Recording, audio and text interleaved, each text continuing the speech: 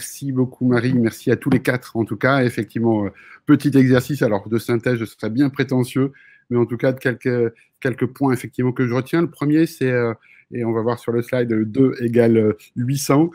C'est un chiffre que j'ai retenu, on a eu beaucoup de chiffres, le chiffre de 2 kilos pour 2 kilos d'ordinateur, derrière c'est 800 kilos de ressources fossiles et de minéraux et plusieurs milliers de litres d'eau. Voilà, ça m'a beaucoup interpellé, j'avoue que je n'avais pas du tout cette notion en tête.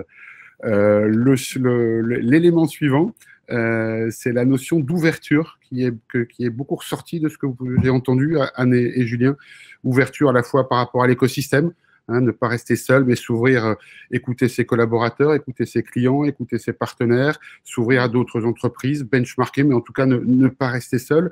Et puis ouverture également par rapport au fait que le Green IT, derrière, il y a aussi le numérique responsable, et derrière le numérique responsable, il y a aussi l'entreprise à mission, et que tout ça fait un tout cohérent. Et donc, il y a vraiment cette notion d'ouverture et d'interdépendance, quelque part, qui m'a beaucoup marqué dans tout ce que vous avez dit. Le mot suivant, les mots suivants, oui, j'ai mis cohérence et mesure.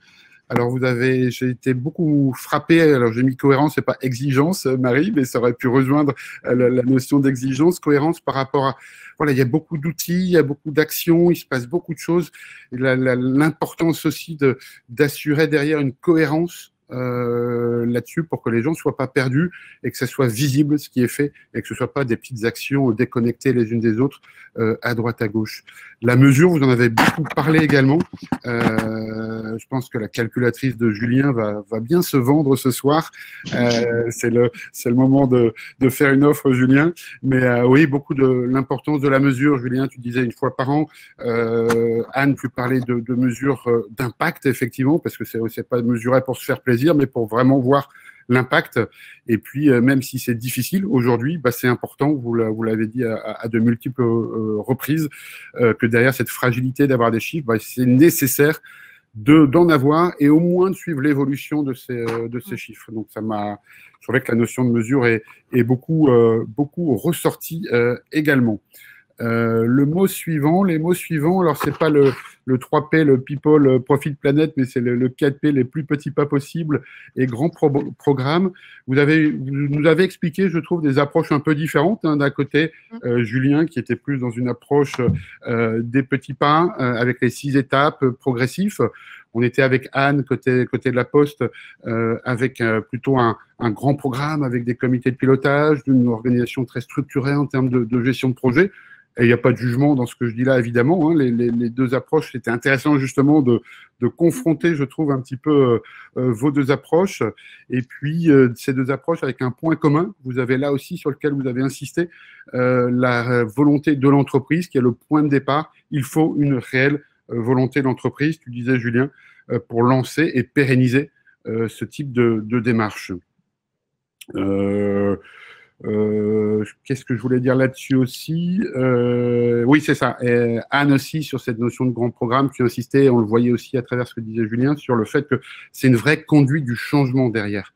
C'est vraiment important d'avoir ça en tête, d'autant plus que la réglementation, c'est ce que j'ai retenu aussi, que la réglementation a beaucoup changé, change beaucoup et va beaucoup changer. Donc, d'où la nécessité d'être à la fois agile et d'être dans une logique de conduite du changement. Enfin, un dernier point pour respecter le timing, sinon je ne pourrais pas passer devant la porte de Marie. Rome, je retiens une phrase un peu positive que j'ai entendue au départ de la part de Anne, tous les chemins mènent à Rome. Effectivement, je trouvais intéressant et sympa cette idée de se dire que voilà, on peut tous, on est tous acteurs. En fait, moi, ce que je retiens derrière cette idée-là, c'est on est tous acteurs à travers notre conviction, à travers des opportunités. On peut tous, à notre niveau, alors Anne et Julien en pilotant et Olivia en pilotant des programmes et des projets, mais chacun peut être acteur et tout mène au Green IT, tout mène au numérique responsable, tout mène à l'entreprise à mission. Donc voilà, je trouvais intéressant de finir par cette notion de tous les chemins mènent à Rome. Voilà en quelques phrases qui encore une fois, ne se veulent pas être une synthèse, mais juste quelques pop-corn qui m'ont interpellé. Encore merci pour vos interventions. Merci Ludovic.